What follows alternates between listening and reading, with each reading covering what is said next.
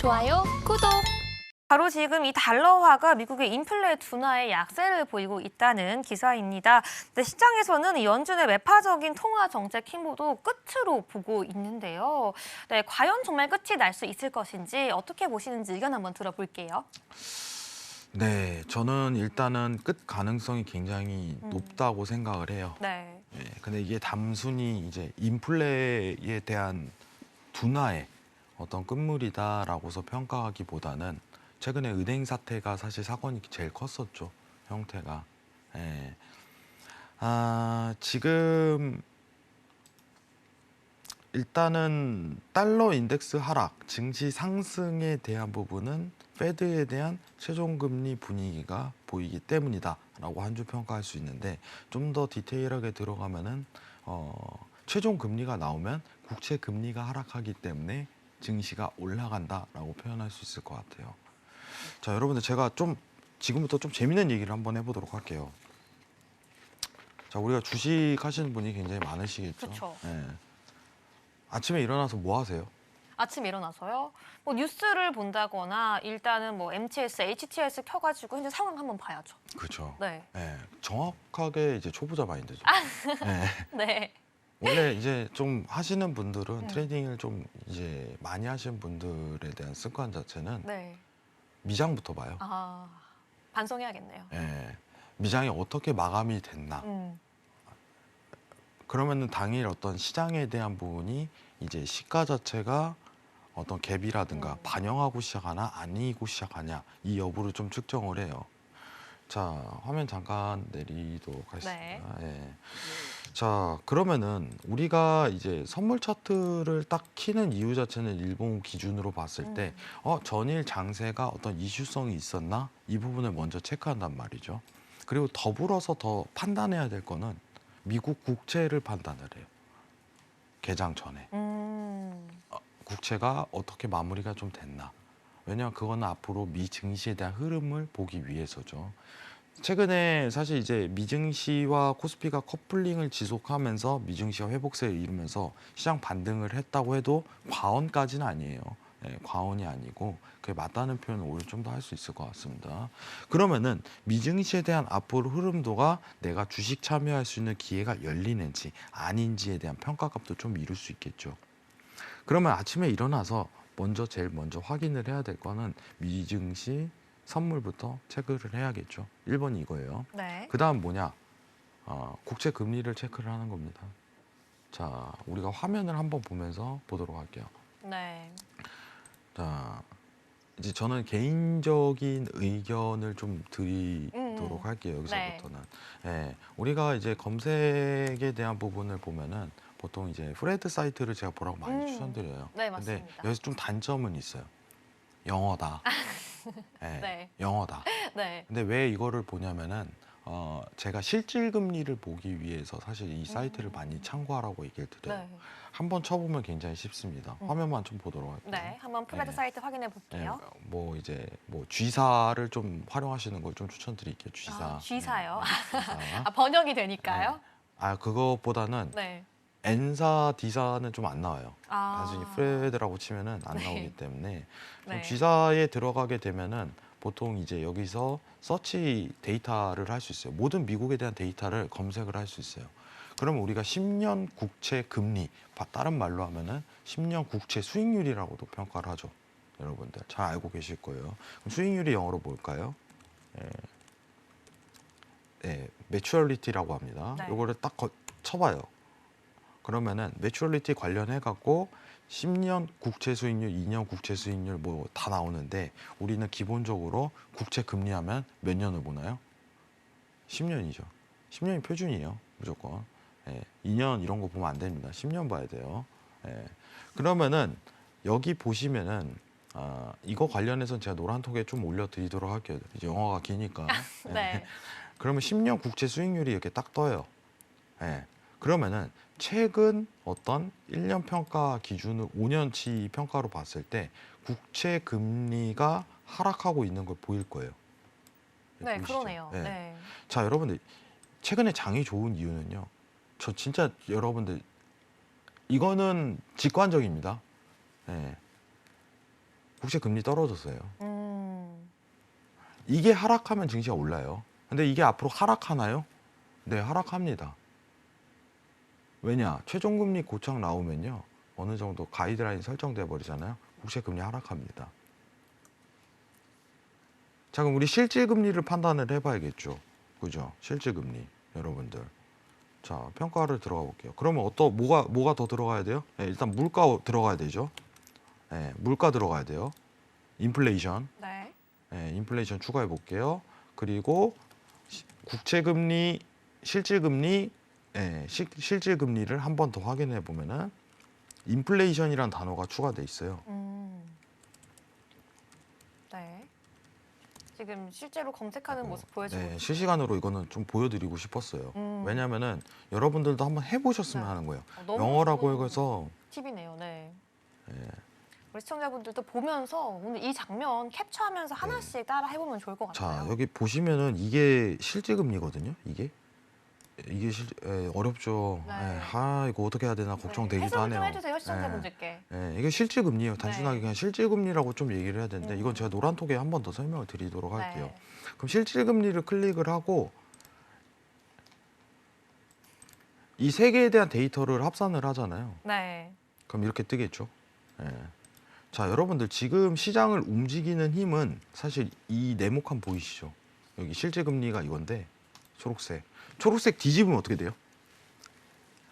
뒤집었을 때, 나스닥 차트예요. 네.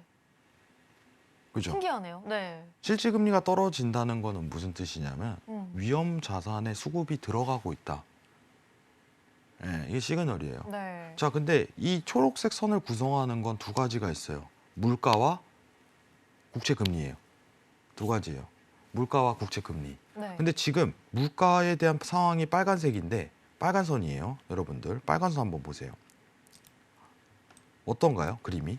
약간 횡보인데 그 전에 비해서는 약간 하락한 것 같기도 하고요. 근데 최근에 횡보예요. 이거는 무슨 뜻이냐?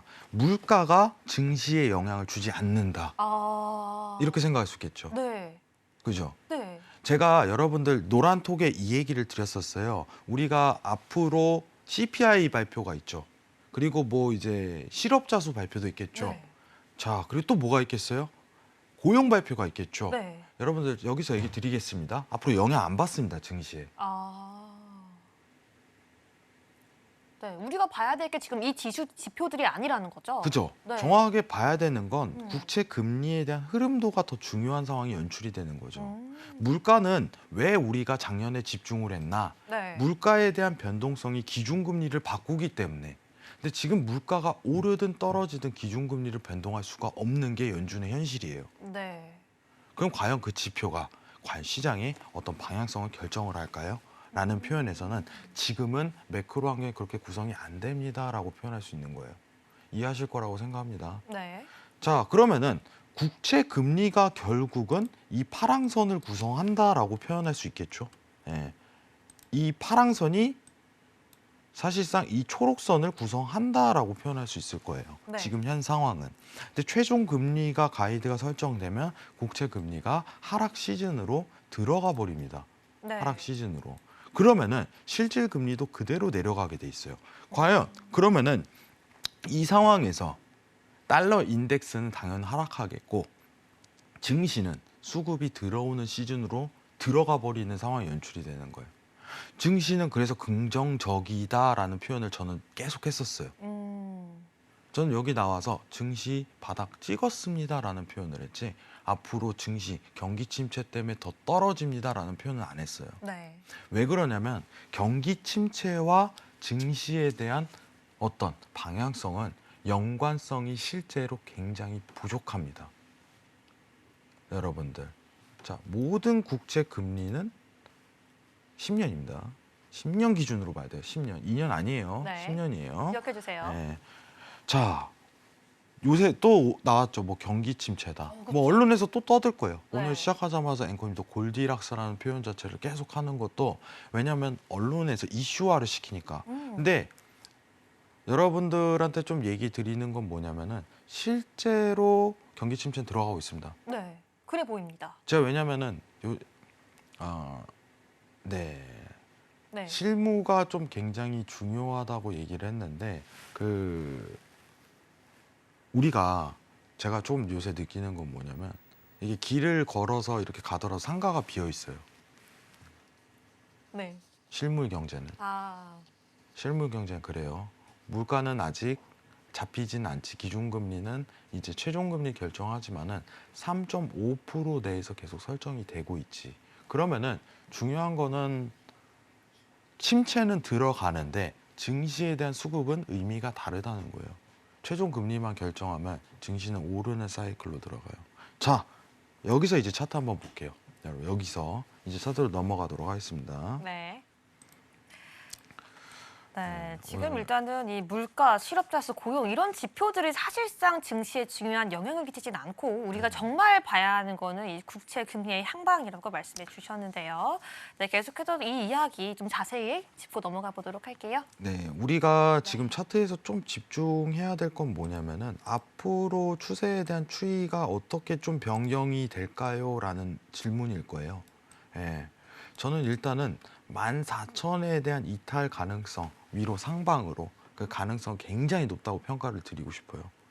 자, 그러면 우리가 진입에 대한 코스를 앞으로 어떻게 좀 잡고 가야 되냐라는 평가에선 조정 뒤 매수예요. 지금 상황은. 조정 뒤. 네. 이걸 뚫고 이제 어떤 저항에 대한 부분을 충분히 뚫을 만한 시장 매크로 환경 구성이 돼 있다 이거예요. 예.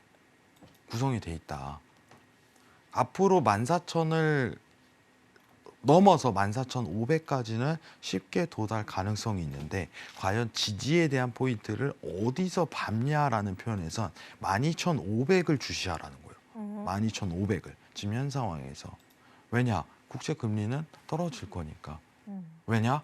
미국 연준은 기준금리 인상을 강하게 시도 못하는 이유는 1번 물가는 안정이 실제로 되어 있는 상황이고 2번 최근 은행 사태가 기준금리에 대한 부분을 막는 경로로 설정이 돼 있다는 거죠. 예. 제가 사실 이제 10월이죠. 작년 10월에 이제 오프라인 강연을 했어요. 아, 네. 예, 서울경제를 통해서. 근데 제가 그때 그 얘기는 했어요. 시장에 대한 마무리 가능성이 굉장히 높은 시점입니다. 왜냐하면 미국이 기준금리 인상에 대한 부분이 이제는 속도가 더디게 좀 들어가고 시장에 대한 하락률 자체를 굉장히 낮게 평가되는 시즌으로 돌입이 될 거예요. 그리고 최근에 올해 들어서 한 말은 바닥은 좀 잡힌 분위기입니다. 라고 평가를 계속적으로 드렸어요. 은행 사태가 오히려 증시를 더 도와주는 상황이 돼버린 거죠. 네. 왜냐? 연준은 기준금리 인상을 이 일로 인해서 추가적으로 못 해버렸으니까. 네. 못 해버렸으니까. 오히려 돈을 더 풀어버리는 상황이 돼버렸죠. 연준이. 자, 그러면 기준금리라는 최종 고착지는 달러 인덱스를 지속적으로 떨어뜨릴 거고 결국은 증시에 대한 상승 흐름. 그러면은 이 표현이 맞겠죠? 금도 오르고 증시도 오르고 같이 오를 겁니다. 형님 위험자산과 안전자산은 반대로 가는 게 아닌가요? 네, 트레이딩에선 그런 건 없습니다. 트레이딩에서 항상 정형화된 어떤 틀을 깨는 상황이 연출이 돼요. 이게 매크로 환경이에요. 이게 매크로 환경입니다. 정확하게. 이 환경을 이해를 해야 돼요. 시장이 살아남는 사람은 이 환경에 순응하는 사람이지 차트를 보고 저항이다, 지지다 이걸 갖고 판단하는 사람이 아니에요. 정확하게. 이해하시겠죠? 예. 앞으로 증시에 대한 흐름도는 나쁘지 않을 거라고 저는 평가를 드리도록 할게요. 이거는 사실 화면 잠깐 내리도록 할게요. 네. 네, 이렇게 당분간 증시와 골드 커플링 될 것이라고 말씀해 주셨는데요. 이거는 굉장히 중요한 화면입니다. 네, 한번 볼게요. 여러분들 굉장히 중요한 화면이에요. 네. 이 하나로 증시 모든 게 표현이 돼요. 유동성 시장부터 해갖고 왜 유동성이 불어일으켰는지. 유동성 왜 드러났어요? 여러분들? 여기 수직 하락 들어가서요. 마이너스 구간에 있으면 증시 계속 올라요. 그냥 자금이 다 위험자산을 말하는 거예요. 네. 왜냐? 돈이 벌릴 때 거기밖에 없거든요. 돈은요, 살아 숨쉽니다, 실제로. 제가 무슨 뜻이냐 이게. 네. 돈은요. 더 많은 배당을 받을 수 있는 곳으로 옮겨 붙어버려요. 실질 금리가 마이너스로 간다는 건 예치금 관련해서 은행 관련해서 단순히 현금만 뒀을 때 재화 대비해 갖고 수익률이 전혀 안 나고 오히려 마이너스로 가고 있다는 형태이기 때문에 이때 현상 자체가 위험자산 수급이 다 쏠려버려요.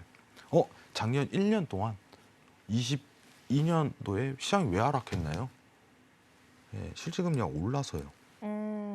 예. 증시에 있는 돈이 다 빠져나온 시즌이거든요. 왜냐? 네. 그때는요. 채권, 예금 이쪽으로 올려도 이자 배당을 굉장히 세게 받을 수 있는 시즌으로 돌입돼 버려요. 뭐, 굳이 위험 자산에 있지 않아도 평가 자체가 수익을 벌 수 있는 돈의 흐름이 측정이 되는 거죠. 그러면요. 우린 돈을 벌려면 어떻게 해야 될까요? 대세를 따라야죠. 시장 상황에 맞게끔. 자, 우리 작년 22년도에 주식 하시던 분들 어땠어요? 힘들었겠죠? 솔직하게 얘기 드립시다. 힘들었어요. 안 해도 될 걸 굳이 해갖고 힘든 시즌으로 돌입이 되는 거예요. 네. 왜 굳이 그런 힘든 시즌이 돌입되는 걸 뻔히 알면서도 나는 오늘 뭐 사야지? 나는 이거 좋아 보이는데? 이런 평가 자체를 내리냐 이거예요. 네. 근데 그거는 서울경제신세계를 통해서 계속적으로 언급을 드렸던 거거든요. 네. 저는 안 하시는 게 좋습니다. 안 하시는 게 좋습니다. 그리고 작년 10월에 제가 처음으로 강연을 하면서 언급을 드렸어요. 증시가 바닥 가능성이 이제 보입니다. 바닥 가능성이.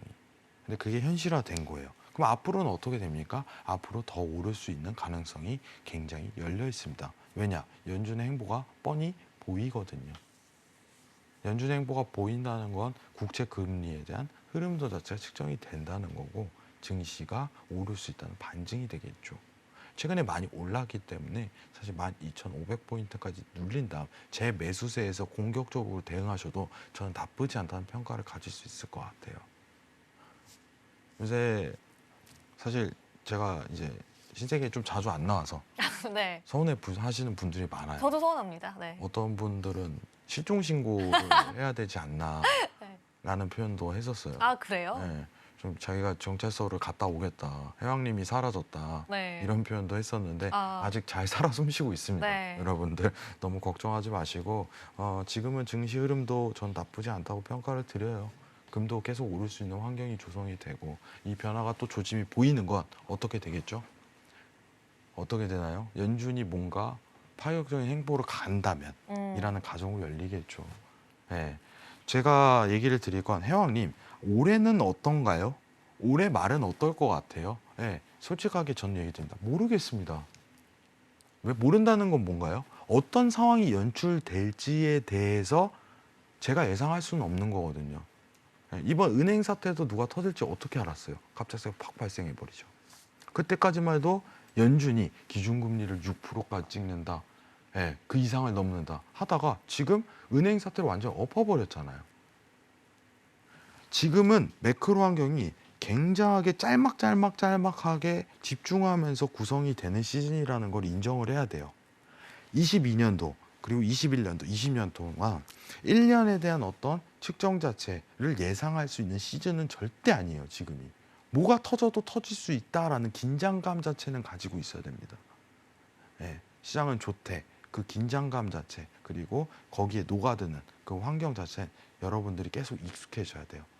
아시겠죠? 참고하시기 바랍니다. 오늘은 여기까지만 할게요. 이상입니다. 좋아요, 구독!